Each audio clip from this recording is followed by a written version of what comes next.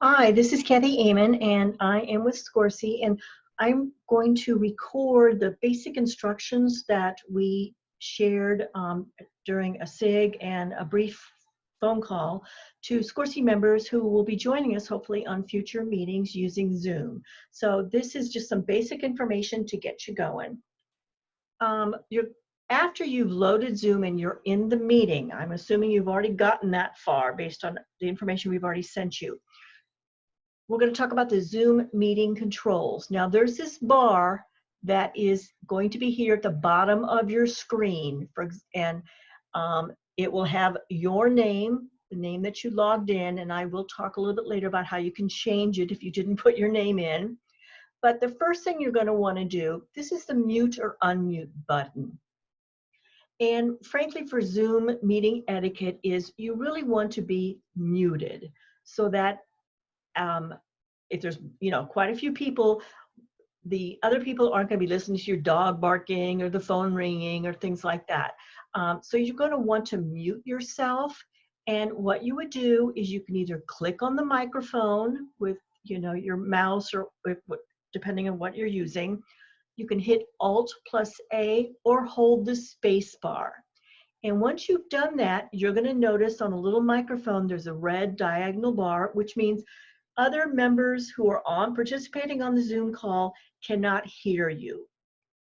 Now, as we go through our future meetings, the host, who's kind of obviously leading the meeting, is going to mute everybody except for the speaker or when we open it up for questions, because we want to cut down the background noise, obviously. So a lot of that will be done by the host, but you yourself could always make sure to see that you're muted. And you will see this if the host mutes everybody or you do this, you will also know that you've done that. And your picture, this is a picture of Chris. Here he is muted, and you will see on your picture on your screen, that's another way of knowing that you're muted, besides either looking at the far corner or on your picture. The next little thing is the up caret symbol. This is where most of you aren't even have to worry about this because you're going to use the microphone that exists on your either computer, laptop, or phone, depending on how you're accessing Zoom.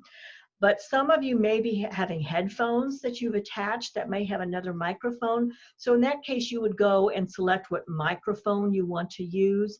But believe me, most of you don't even worry about this. The next thing you would do, is go in and I'm checking the audio, and you're going to check the speaker and the microphone so that as you're talking, does it sound right? Is it too loud? Whatever. Again, I've never even had to mess with that, and I don't want to overwhelm you, so don't worry about that. But for those that are real techie, feel free to go in and play with it. The next thing I would note down here, automatically join the audio by computer when joining a meeting. So you can have that checked, or the next one.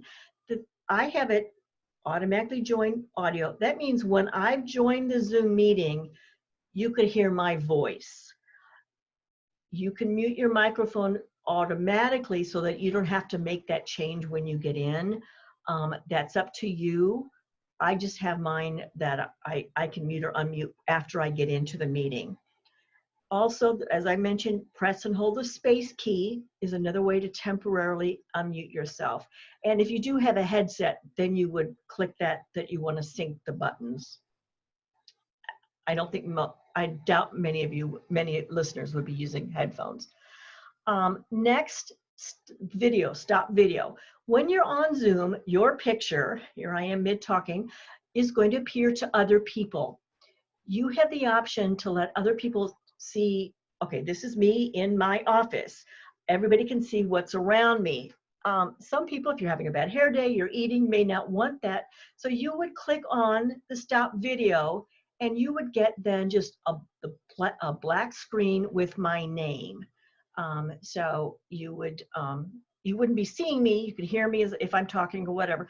And you'll notice at the bottom, there's a red diagonal bar over start video, which means by looking at that, Anybody would know, I would know, duh, that's just not my face. That's your option of what you want to see. Next, right next to it is again selecting a camera. Most of you just have one camera. If you're using the camera that's in your phone, your laptop, or whatever. Some, maybe you're doing more elaborate recording. You might have a whole separate camera over there. If you're really techie, want to do something, then you could check which camera you want to use. Again, I've never even messed with this. The next thing is your video settings that you can go in. If you feel like the picture of you isn't good, you can play with your make your widescreen or ratio. You can enable high def if you want to. Another option is mirror my video so that if you're looking at yourself in a mirror perspective or at a camera perspective. Touch up my appearance, ladies. I've done that. I don't know if it makes a difference, but maybe adds a little bit color so we're not so washed out because we've been inside so much. I have always display participant names on their video checked because I like when I'm in a meeting and you've got a lot of people there, you can see who they are. Obviously, most of us know each other, but if we've got a lot of faces, it's just nice to have your name on your picture. Scrolling down, you have the option of turn off my video when joining a meeting or always show a video preview. I have the show the video preview so that when I immediately come into my meeting, I can see exactly what everybody else is seeing. I know whether I need to lower or change the height of my camera. Are you looking at my forehead or looking at my nose? What's my background, etc. So I like to see what other people are seeing so I know what to do. And then you can do hide non-video participants. It's up to you. Spotlight my video. I don't have that checked. But if you have that checked, that means when you are talking, you're going to be a bigger, your picture is going to be bigger than all the others as you're talking. I don't necessarily feel I need that. So So anyway, feel free to play with those or just leave with the basic settings. Most of you don't even need to really be concerned about that. Next, choose a virtual background. Say you don't want people to see your office. If you'll notice in this case, I have a virtual background. I've been recording some presentations and classes for the Genealogical Society, and I decided I like to have a background instead of somebody seeing my messy office or whatever. All I did was just uploaded some photos or backgrounds. I did find it varies. I couldn't do it to my iPad. My iPad wouldn't let me upload a virtual background. My laptop was real weird and wonky. So if you want to do a virtual background, I'd play with it or I'd go onto the Zoom website because they give you more specific information about how to set it up. But it's just if you want to do something fun. Participants, manage participants. If you click on that, well, in this case, we had 13 people participating in this meeting. You click on it and it gives you the option to mute yourself again or raise your hand. We'll probably use this during the meeting because if might say, do you have questions? And you can raise your hand rather than opening it up. And if we have 25 people, we don't want everybody talking and it's kind of hard to see. By raising your hand, then the host will, for example, in this case, if you can see this Helene, she's got a little hand beside her so that the host would know to unmute you and then allow you to talk. So that's something, and then we would lower your hand.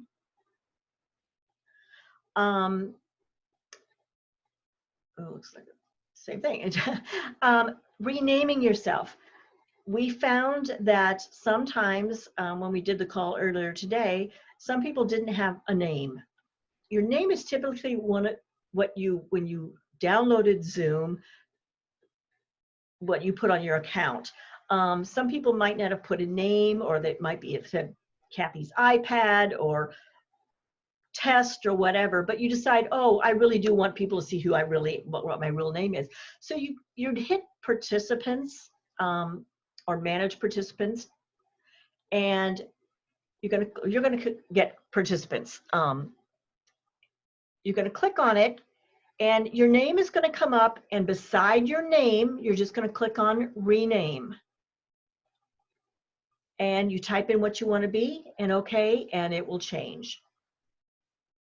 The chat log is, we'll probably use this during our meetings as well. You're going to click on it, and it will bring up a separate box. Typically, it'll come on the right side of your screen, but depending on what format you're using, it may be in the middle, and it's just like anything else in Windows, you can move it around.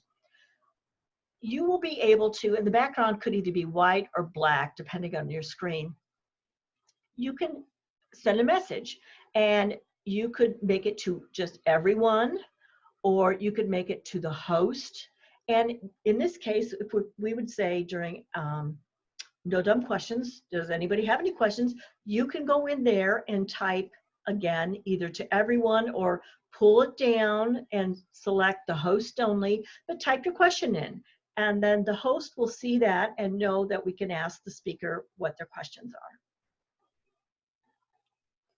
are. Share screen will be used when we have presenters doing a presentation. Like right now, I'm sharing my screen.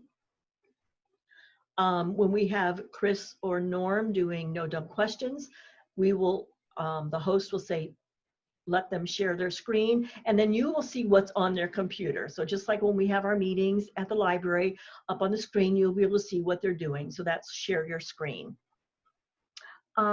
Say you want to record the meeting.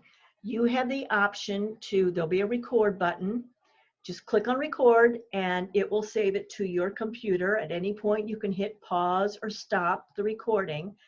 What it will do is, after the meeting is over, you're going to see Zoom is converting this meeting. It'll be a little dialog box, and then it'll ask you where you want to save it, and it will save it to an MP4 format that then you can go back and listen to. Reactions is something, if you want to do, during the meeting, you can do a hands up or a thumbs up and an applause.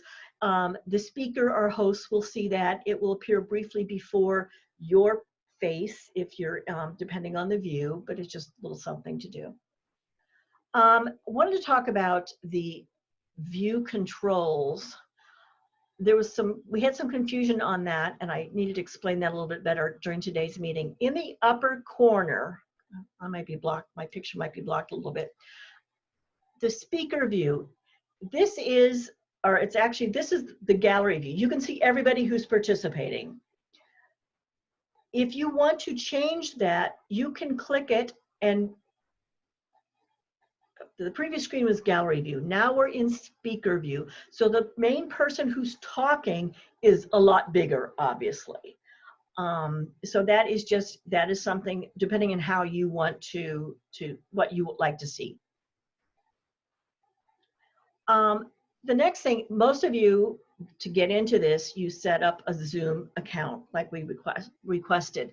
If you go to the upper corner, the little silhouette, and click on that, it will bring you to your profile and let you know your account. For example, this is my account, my name. I blocked out my account number.